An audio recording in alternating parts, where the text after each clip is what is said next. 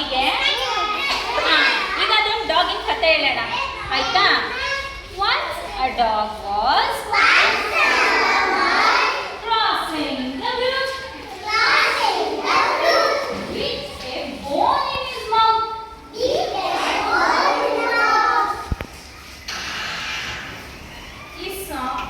He looked into the water. He saw another dog with a bone. Another dog.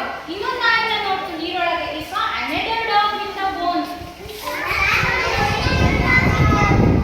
He wanted that bone too. ಅದು ಆ bone ಬೇಕಂತ ಅನ್ನಿಸ್ತು. ಅದಕ್ಕೆ ಏನ್ ಮಾಡ್ತು? ಅದಕ್ಕೆ ಹೇಳಕ್ ಬರುತ್ತಾ? ಕೇಳಕ್ ಬರುತ್ತಾ? ಬರಲ್ಲ ಅಲ್ವಾ. ಅದು ಏನ್ ಮಾಡ್ತದು? ಬೌ ಬೌ ಬೌ ಅಂತ ಬರುತ್ತು.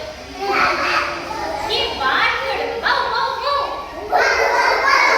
ಬೌ ಬೌ ಅಂದಾಗ ಏನಾಯ್ತು? ಬಾಯಿಗೆ ಬೋನ್ ನೀರೊಳಗೆ ಬಿದ್ದೋಯ್ತು. ಏನಾಯ್ತು? His own bone fell into the water. Fell into the water. Now the dog has no bone. ಈಗ ಅದಕ್ಕೆ ಬೋನ್ ಇಲ್ಲ. No bone. The dog has no bone.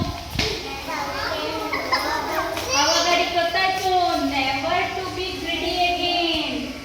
ಏನಾಗ್ಬಿಟ್ಟಾಯ್ತು? The dog learned never to be